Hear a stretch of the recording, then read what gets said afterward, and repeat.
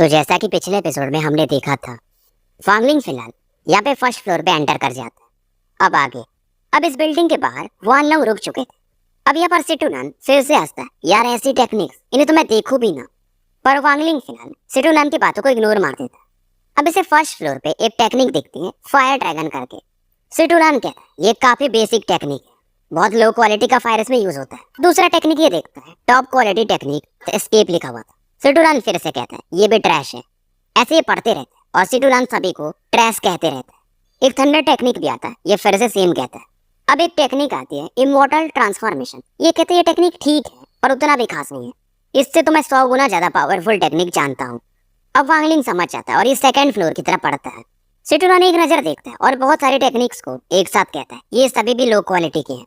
अब वांगलिंग कहता है अरे आप एक सीनियर हो, रैंक 6 सिटी से हो, कंट्री से हो, तो आपके लिए तो बेसिक्स ये मतलब छोटी लेवल की टेक्निक्स है, पर हमारे जैसों के लिए ये भी शायद काफी होती है। सिटूनन इससे कहते हैं कि जल्दी से कल्टीवेशन करो और फाउंडेशन लेवल पे पहुंच जाओ, उसके बाद तुम इस टेक को छोड़ सकते हो। वांगलिंग भी इधर से बाहर निकल रहा था। वानलोंग भी कहते हैं तुम इतनी जल्दी क्यों आ गए, क्या तुमने टेक्निक पिक कर लिया? समय ले सकते हो, अच्छी टेक्निक पिक कर सकते हो। अब वांगलिंग कहता है कि मैंने एक टेक्निक चूज कर लिया। वानलोंग पूछने ही वाले थे कि कौन सी टेक्निक, तभी यहाँ पर एक आवाज आती कि मेरा नाम पुनानजी है और मैं डाओ सेक्ट का हूँ, हैंग्यू सेक्ट के जूनियर, जल्दी आओ और मुझे ग्रीट करो। अब ये बात सुनकर वानलोंग एकदम सरप्राइज थे कि यार ये कौन है। फिलहाल यहाँ पर 10 से 12 लोग बाहर आते। इनमें से दो लोग थे वो कुछ ज्यादा खास थे। एक वो ओल्ड वुमेन थे, ये खास करके वानलोंग और वांगलिंग की तरफ देखती, फिर आसमान की तरफ। अब इन दो के पीछे में 10 एल्डर्स खड़े थे, सभी के चेहरे पर एक सिकन सी थी। इधर सिटूनन भी सीरियस हो जाते और वांगलिंग से कहते कि बाहर से जो भी आवाज आया है उनमें से जो भी एक बंदा है वो नासेंट सोल लेवल पे है और तुम्हारा हैंग्यू सेक्ट अभी बड़ी मुसीबत में है, तुम्हें यहाँ से निकलना पड़ेगा। फिलहाल मैं उसे थोड़े समय के लिए ब्लॉक कर पाऊंगा, अगर मेरी बॉडी होती ना तो मैं बताता उसको। अब यहाँ पर ये जो ओल्ड लेडी थी ये उस बंदे पुन्नान को कहती है कि आप यहाँ पर क्यों आए हैं, क्या बताएंगे? अब ये जो भी बंदा था ये कहता है कि 500 साल पहले एक बार को मैं हैंग्यू सेक्ट से डर भी चाहता, पर अब कोई मतलब नहीं। और फिलहाल जो हैंग्यू सेक्ट का ये एक ब्लॉकेज था उसे एक ही पल में ये तोड़ देते हैं।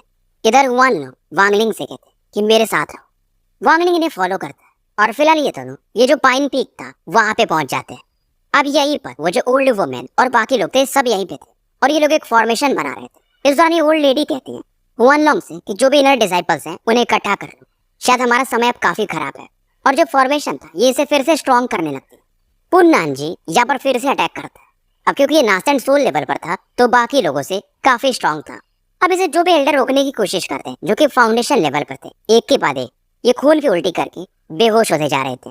पुन्नानजी के हाथ में एक पर्पल रंग का गॉड था और उसमें से एक रेड लिक्विड बाहर निकलता है और आसपास के एरिया में मानो ये आग सा लगा देता है। अब फिलहाल जो बैरियर था, अब इस आग की वजह से इसमें क्रैक्स आने शुरू हो जाते हैं और एक करके जो भी एल्डर्स इसे संभाल रहे थे वो गिरते जाते हैं। धीरे धीरे बस यहाँ पे 4 एल्डर बचते हैं। इनमें से 2 कोर फॉर्मेशन लेवल पे थे और 2 फाउंडेशन लेवल पे।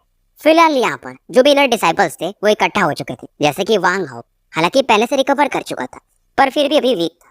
पुन्नानजी भी हैरान था कि यहाँ का फॉर्मेशन शायद जो भी एल्डर ने बनाया था 500 साल पहले काफी स्ट्रॉन्ग बनाया था। अब यहाँ पर जो ओल्ड लेडी थी ये फिर से बोलती है कि पुन्नानजी, हैंग्यू सेक्ट का आपके साथ तो अच्छा ही रिलेशन था, आप हमें मारना क्यों चाहते हैं?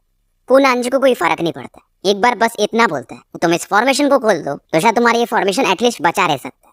पर क्योंकि ये लोग मानते नहीं तो पुन्नानजी लगातार एक के बाद एक अटैक कर रहा था और जो भी एल्डर्स थे फिलहाल वो बेहोश होते जा रहे थे या कुछ मर भी जा रहे थे। धीरे धीरे जो माउंटेन्स को सीढ़ियां कनेक्ट करती थी अब वो भी टूट रहे थे और फाइनली इनका जो डिफेंस था वो पूरी तरह से टूट जाता है। अब जो फॉर्मेशन को संभालने वाले 2 लोग थे यानी ओल्ड लेडी और लियू वेंजू, बस यही बचता है। पुन्नानजी तुरंत ही एंटर करता है और कहता है कि वांगलिंग वो कहाँ पर है?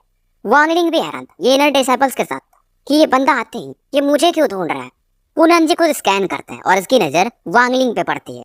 अब जो कि पुन्नानजी काफी सीरियस था तो ओयांग ने इसे जो भी चीज था वांगलिंग के बारे में बता दिया था कि ये लोग बस वांगलिंग की वजह से हारे थे। पुन्नानजी फिलहाल वांगलिंग की तरफ देखता है और कहता है तो तुम हो वांगलिंग? वांगलिंग भी एकदम रेस्पेक्टफुली ग्रीट करता है कि हाँ सर, मैं ही वो डिसाइपल वांगलिंग। फिलहाल पुन्नानजी अब वो जो 2 लोग बचे हुए थे एल्डर्स में उनकी तरफ देखकर कहता है कि तुम्हारे सेक्ट के जो नासेंट सोल लेवल के एक्सपर्ट्स थे किसी और कंट्री में मारे जा चुके हैं, अब तुम्हारे पे कोई और अटैक करके तुम्हारी हैंग्यू माउंटेन को लेगा, इससे अच्छा तुम क्यों ना हमारे डाउ सेक्ट को दे दो। लियू वेंजू समझाने की कोशिश करते हैं कि वैसे भी हमारा रिलेशन अच्छा है, क्यों ना आप इसे छोड़ दो, यानी माउंटेन को रहने दो। पूनान जी कहते अगर तुम लोग रेजिस्ट करते रहोगे तो मैं तुम लोगों को पूरी तरह से डिस्ट्रॉय कर दूंगा। और जो ओल्ड लेडी रहती है वो कहती कुछ साल हमें मौका दीजिए, कम से कम 500 साल, फिर हम आपको इसे दे देंगे।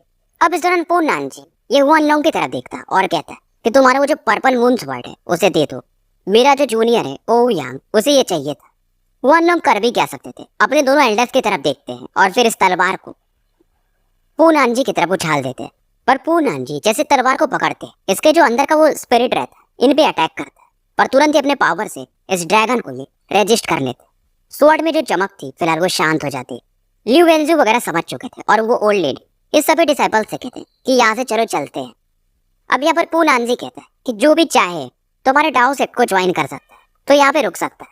फिलहाल इन जो ओल्ड लेडी थी और वो सीनियर, उनके साथ बस 2 ही एल्डर्स आगे बढ़ते हैं और जो बाकी 8 एल्डर्स थे वो यहीं पे रुक जाते हैं। ओल्ड लेडी भी कहती जिसको फॉलो करना है कर सकता है, सबके अपने अपने रास्ते होते हैं। वांग जो था वो यहीं पे रुक जाता है और वो जो लड़की थी इसे पसंद करती थी वो भी यहीं रुक जाती है। पर जो लड़की जाओ थी वो यहाँ से निकल जाती है और वांग आओ कहता है मैं तो यहाँ रुकने नहीं वाला ब्रदर वांगलिंग, मैं घर जा रहा हूँ, मैं आपकी फैमिली का भी ध्यान रखूंगा। वांगलिंग भी जानता था अगर मैं डाउ सेप को ज्वाइन किया तो शायद इन लोगों को पता चल सकता है। थोड़ी देर सोचने के बाद ये भी यहाँ से निकल जाता है। तभी पूनान जी कहता है जैसे ही वांगलिंग जा रहा था कि वांगलिंग तुम रुक जाओ। वांगलिंग भी कहता है कि सीनियर आप ऐसा क्यों चाहते हैं कि मैं रुकूं। पूनान जी कहते हैं अगर मैं तुम्हें रुकने को कह रहा हूँ तो तुम्हें रुकना ही पड़ेगा, इसमें कोई शक व सवाल नहीं होना चाहिए। ल्यू वेंजी को भी गुस्सा आता है पर ये कह भी क्या सकती थी, फिर भी ये ट्राई करती है कि वांगलिंग हमारा हेड डिसाइपल है, एटलीस्ट इसे तो छोड़ दीजिए। पूनान जी इस समय वांगलिंग से कहते हैं कि तुम्हारा हैंग्यू सेक्ट अब ये नाम में रह जाएगा, क्या फिर भी तुम मतलब उन लोगों को फॉलो करना चाहते हो, डाओ सेक्ट को ज्वाइन करोगे तुम्हारा फ्यूचर ब्राइट होगा। पर वांगलिंग यहाँ पर हुआन लोंग की तरफ बढ़ जाता है। अब बाकी भी वो लेडी वगैरह थे वो यहाँ से निकल जाते हैं कुछ अपने डिसाइपल्स और एल्डर्स को लेकर के। थोड़ी दूर जाने के बाद ये थोड़ी दूर पे रुकते हैं। अब इनके जनरेशन के शायद 2 एल्डर्स इनके साथ थे और हुआन लोंग जनरेशन के भी कुछ एक ही थे और वांगलिंग के जनरेशन के टोटल बस 12 लोग। ये फिर भी कहती है कोई नहीं, फ्यूचर में हम फिर से स्ट्रॉन्ग होंगे, बस वेट करो, मैं और ल्यू जैसे ही नासेंट सोल लेवल पे पहुंचेंगे हम हर एक चीज ले लेंगे वापस। जैसे कि एल्डर शांग हुआन ये लोग अभी भी यहाँ पर थे और ल्यू वेंजू भी कहते कि फिलहाल हमें बस एक जगह ढूंढना पड़ेगा और हम वहां पर अपना सेक्ट को स्टेब्लिश कर सकते हैं।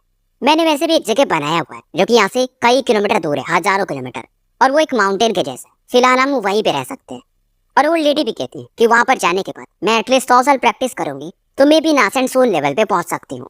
अब ल्यू वेंजू भी यहाँ पर जो 2 फाउंडेशन लेवल के एल्डर्स थे यानी शांग हुआन और सॉन्ग यू की तरफ देखते हैं।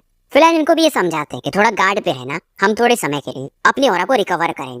अब यहाँ पर हुआन लोग डाउजू वगैरह को भी दिखाया जाता है जो कि फिलहाल काफी इमोशनल थे, खास करके हुआन लोग, इनकी तलवार भी अब इनके पास नहीं थी। फिलहाल वांगलिंग ये अपने पेरेंट्स के बारे में ज्यादा चिंतित था और ये सोचता है कि अगर ये डाउ सेक्ट वालों ने मेरे पेरेंट्स को कुछ किया तो मैं इन्हें जिंदा तो नहीं छोड़ूंगा। अब इसके इमोशंस को सेंस करके सिटूरन काफी खुश होते हैं। यही सही तरीका है बच्चे, तुम्हें ऐसा पहले ही बन जाना चाहिए था। पर फिर भी वांगलिंग कहता है कि सभी को मारा नहीं जा सकता, हमेशा मारना ही समस्या का समाधान नहीं है, और अगर मुझे मारना होगा तो डाउ सेक्ट के पूरे डिसाइपल्स को मारना पड़ेगा। सिटूरान कहते उसमें कौन सी बड़ी बात है, मैं तुम्हें एक टेक्निक सिखाऊंगा, पपेट टेक्निक। तुम उससे किसी को भी कैप्चर करके अपना पपेट बना सकते हो। अब इस दौरान एक फैट डिसाइपल था जो कि स्वॉर्ड पवेलियन का था, वो वांगलिंग के करीब आता है और क्योंकि अब वांगलिंग का जो कद था वो बड़ा हो चुका था, ये हेड सीनियर था। ये कहता है कि मेरा नाम वांग डाशान है, कृपया मेरा ध्यान रखिएगा। वांगलिंग इससे कहता है अगर तुम्हारे पास समय है ना तो ज्यादा कल्टीवेट करने पे ध्यान दो, किसी के भरोसे मत बैठो, न तो मेरे न तो किसी और के। वांग डाशान भी कहता है सेट तो जा चुका है सीनियर ब्रदर, फिलहाल जितने भी सीनियर्स हैं उसमें आप स्ट्रॉन्गेस्ट हो, मैं कितना भी कल्टीवेट करूंगा इतना जल्दी तो ऊपर नहीं जा सकता हूँ। और यहाँ पर जो सीनियर जैन थे वो भी वांगलिंग की तारीफ करते कि यार तुम्हारा कल्टीवेशन सच में काफी जल्दी ऊपर गया। अब बाकी जो सीनियर्स थे एक दूसरे से बातें करते हैं, जैसे कि लू शो ये कहते वांगलिंग अगर तुम डाउ सेक्ट में रहते तो तुम्हारा फ्यूचर और भी ब्राइट होता। अब जैसे कि जैंग डासुन जो भी था ये 5th लेयर पे था, जैन डेकुन ये 6th लेयर पे, और जो लू शोंग था वो 8th लेयर पे। और इस दौरान ये वांगलिंग से पूछते हैं कि आपका क्या लेवल है। वांगलिंग इस बार सच सच बता देता है कि 14th लेयर। अब इन्हें ये भी नहीं लगा था कि वांगलिंग इतना स्ट्रॉन्ग होगा, ये एकदम हैरान थे।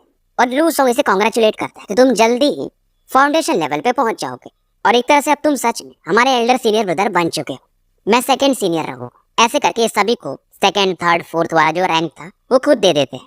फिलहाल ये डिस्कशन कर रहे थे और जो ओल्ड लेडी थी और ल्यू वेंजू ये फाइनली अपनी आंखें खोलते हैं। ल्यू वेंजू तुरंत ही कहते हैं यानी वांगलिंग और बाकियों की तरफ देखकर, यानी जो 3-4 मेन थे, कि तुम लोग बाकी डिसाइपल्स का प्रोटेक्शन करोगे, एल्डर्स को भी ये अपने अपने काम समझा देती है और फिलहाल ये लोग कुछ डिस्क वगैरह यूज करते हैं और यहाँ से काफी तेजी से उस माउंटेन की तरफ बढ़ जाते हैं। सिटुनन इस दौरान बताते हैं वांगलिंग को कि ये एयर ट्रैवल टेक्निक है, कोई ज्यादा खास नहीं है। और मैं जब अपने समय में टेक्निक यूज करता था, यानी एयर ट्रैवल टेक्निक, तो 10,000 लोगों को एक साथ लेके जा सकता था, मुझे बैलेंस भी नहीं करना पड़ता था।